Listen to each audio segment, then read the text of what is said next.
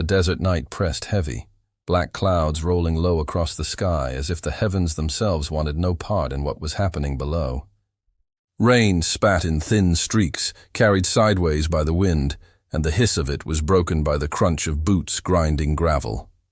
A lantern swung in a rough hand, its light jittering across the sand and the broken boards of a wagon. He dragged her by the arm. A young woman no more than 20, wrists scraped raw from rope, lips split and trembling.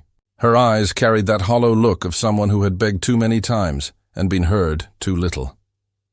"End it quickly," she whispered, her voice thin, hardly a sound above the storm. It wasn't a plea anymore. It was surrender. The outlaw, her stepfather, drunk on cruelty and whiskey, gave a sharp laugh. He tossed a dirty blanket over her, the stench of dust and mildew clinging to it. To him it was all a game, just another night's sport. "Don't tell me how to do my work," he spat, teeth flashing as lightning split the horizon. The blanket fell across her face, pressing darkness into her breath. For a moment she thought maybe this was mercy, maybe she wouldn't see the end coming. She closed her eyes, lips forming a prayer that never reached sound. The outlaw leaned against the wagon, striking a match and lighting a smoke. The glow painted his face, a hard jaw, eyes dead as coal, a scar tracing down his cheek. He looked at her like a man looks at cattle ready for slaughter. "You'll be gone by sunrise," he muttered. "Coyotes'll finish the rest." She shifted under the blanket, rope cutting deeper into her wrists. The smell of earth and blood filled her nose. Her breath came shallow, each inhale like swallowing sand. Above, thunder rolled across the desert. A rattlesnake slid silently from the brush, scales whispering against stone. Even nature seemed to wait, breath held, for the cruel work to finish. Her body stilled beneath the blanket, heart pounding so loud it seemed it might give her away to death itself. And in that darkness, in that hopeless hour, the last thing she felt was not fear, but a strange calm. If this was the end, she would not scream anymore. She would vanish into the storm without sound. Moonlight cut thin silver lines across the dry creek bed, throwing long shadows over stone and brush. The outlaw dragged her limp form across the dirt, boots kicking up clouds of dust that clung to her face and hair. His grip was iron, his breath reeking of whiskey. With a grunt, he shoved her down against the cracked earth. Pebbles dug into her skin, scraping her cheek. She tried to lift her head, but the rope cinched tighter around her wrists, biting deep until she gasped. "By sunrise," he said, spitting tobacco into the dust, "you'll be nothing but bones." Coyotes don't take long. His words dropped heavy into the night. He crouched over her, striking another match, the sulfur flare reflecting in his dead eyes. He didn't look at her as a daughter, not even as a person. Just something broken he wanted rid of. Her throat strained, but only a hoarse rasp escaped. "Please." It wasn't even a word anymore, just a broken sound. He yanked the blanket tighter over her body, leaving her half buried in grit. The smell of mold and sweat filled her lungs. She fought for breath, chest heaving under the heavy cloth. The outlaw stood, flicking his match into the sand. "The desert's a fair judge. You'll see." He turned, boots echoing on rock, fading into the darkness until only the silence of the wasteland remained. For a long moment, nothing moved. The air was thick, dead still, save for the distant cry of an owl. The creek bed, long since dry, held her like a grave. She could hear her own pulse hammering in her ears, faster than a drumbeat. Rope fibers tore at her skin as she struggled. Every tug only burned deeper. Tears streaked her face, mixing with dirt until mud caked against her lips. She turned her face upward, searching the stars for some mercy. But the sky was blind, empty. "Not like this," she whispered, voice breaking. A cold wind swept through the canyon, carrying the smell of sage and rain.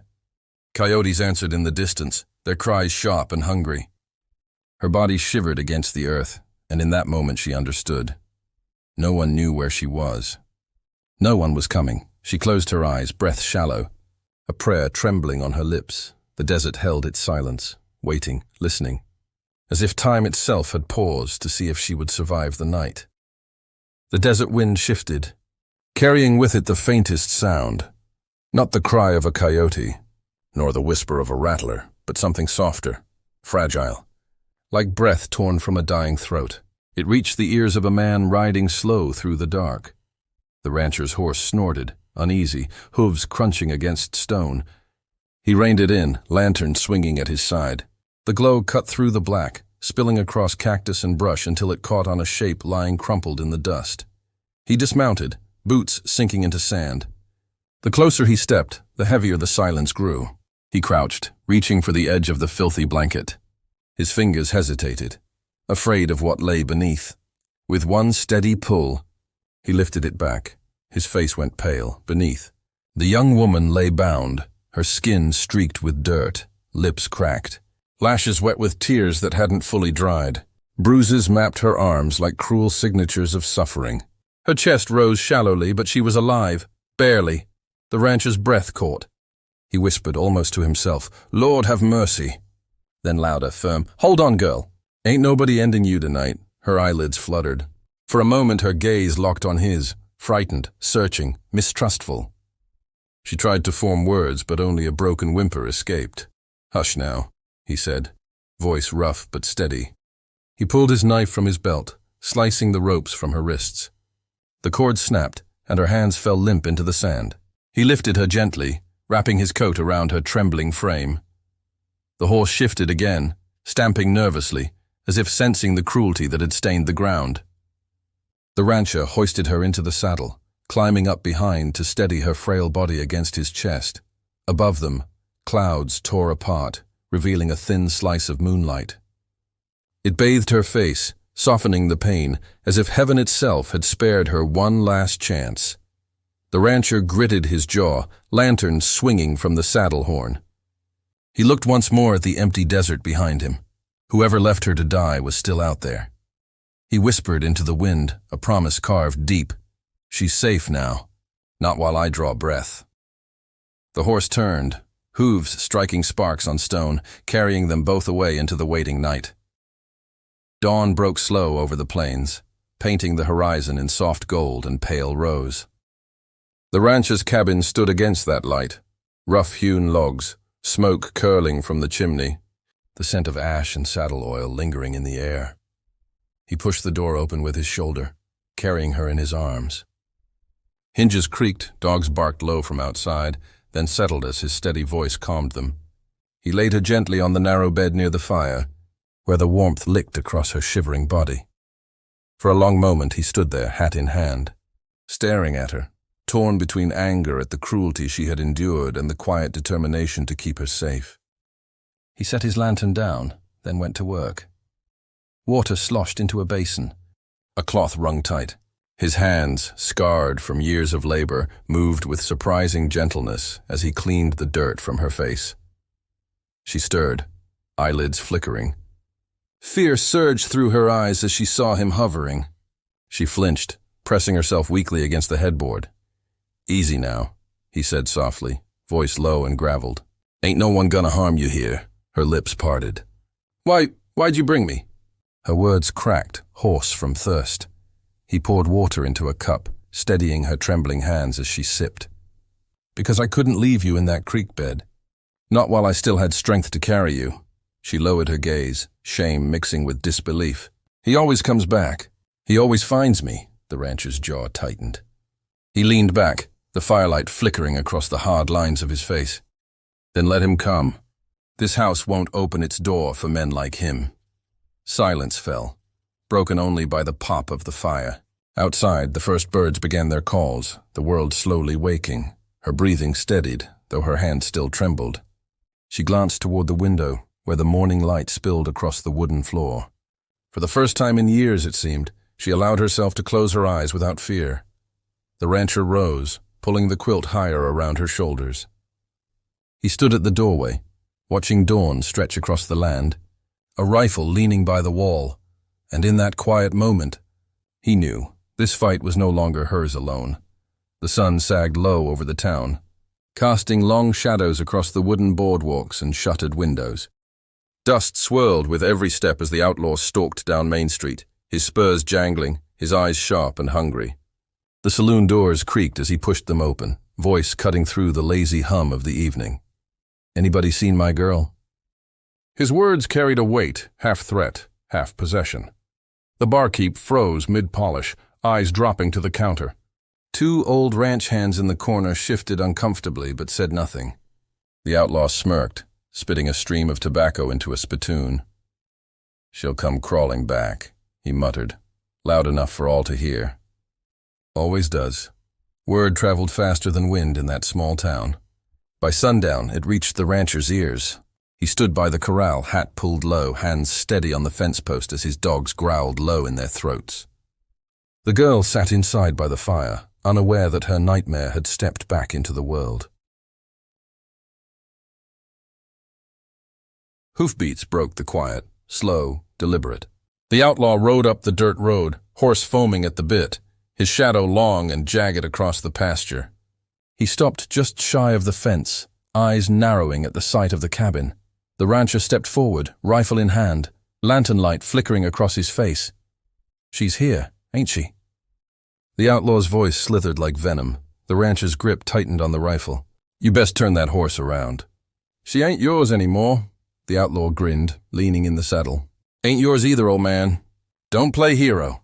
I'll be back for her." Their eyes locked across the fence line, silence thick as tar. The wind picked up, rattling the corral rails, carrying the smell of dust and sweat between them. At last, the outlaw pulled his reins, spinning his horse away. His laughter drifted back as he rode off into the dusk. "This ain't over." The rancher stood still long after the hoofbeats faded, the rifle heavy in his hand. He turned back toward the cabin, where the glow of firelight leaked through the shutters. Inside, she would never know how close the darkness had come. Not yet. But the promise hung in the night air like smoke. This was only the beginning. The sheriff's office sat at the edge of town. Its walls faded, the paint peeling from years of sun and sand.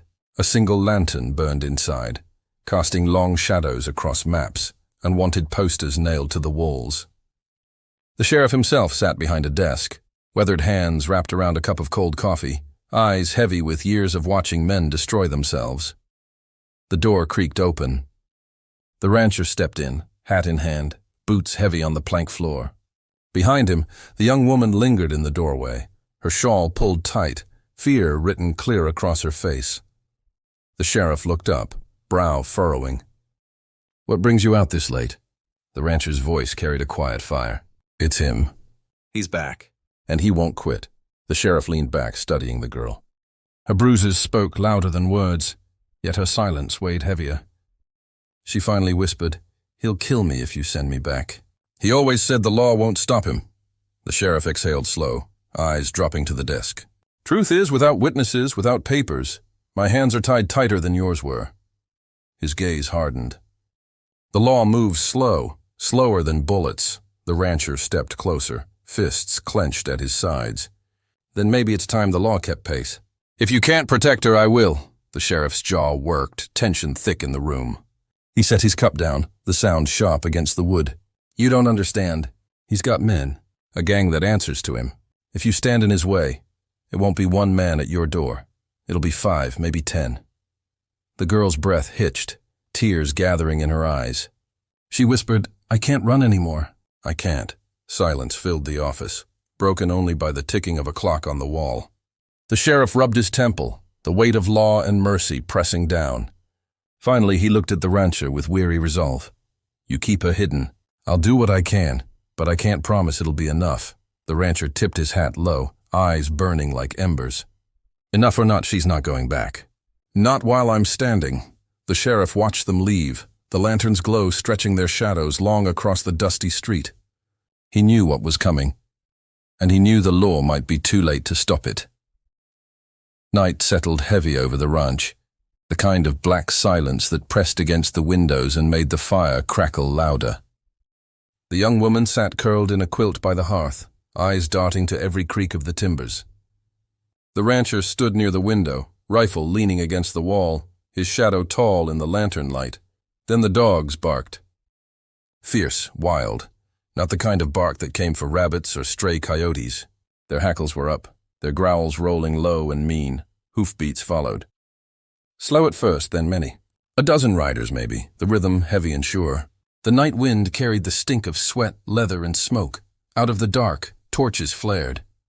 Flames licked the black sky as shadows of horsemen rose on the horizon. The outlaw rode at their front, a devil's grin cutting across his face. He shouted from the fence line, voice booming, "Hand her over, old man, and I'll spare your house." The rancher threw the door open, stepping out with rifle in hand. The torchlight painted his face in harsh orange, his jaw set like stone. "Not tonight. Not ever again." The gang laughed, the sound rough and cruel. One rider tossed a torch into the dry grass near the corral, flames springing up, smoke curling toward the cabin.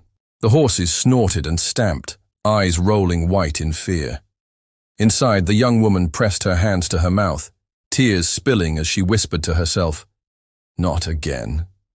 "Not again." The outlaw rode closer, spitting his venom.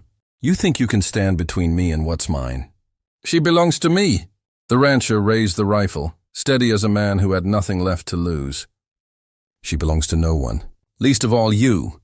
The gang fanned out, circling the cabin, torches swaying like fiery serpents. The dogs snarled at the fence, the crackle of burning grass growing louder, closer. The night held its breath. The rancher's finger brushed the trigger, and then the first shot rang out. Not from him, but from the dark beyond the torches. A blast that split the silence wide open. The battle had begun. Gunfire echoed through the night, cracking against the desert hills like thunder. Sparks from torches danced across the cabin walls, shadows leaping as the gang circled closer, horses snorting, hooves digging into dry earth. The young woman crouched behind the firewood stack, heart hammering in her chest, hands trembling as the smell of smoke and sweat filled the air. Then, a sharp whistle split the chaos. From the horizon, the sound of hooves pounding cut through the night, faster, more disciplined than any outlaw could manage. Lanterns bobbed in the distance. The sheriff and his deputies emerged from the darkness, rifles ready, eyes cold with authority. "Scatter!" The sheriff barked, voice carrying over the din. Bullets tore into the air, forcing the gang to halt. Panic spread like wildfire. Horses bolted, men shouted, and torches toppled, flames sputtering and dying against the wind. The outlaw at the center froze, eyes wide. "You how?" He raised his hands, half in shock, half in defiance, but the lawmen closed in, steady and relentless.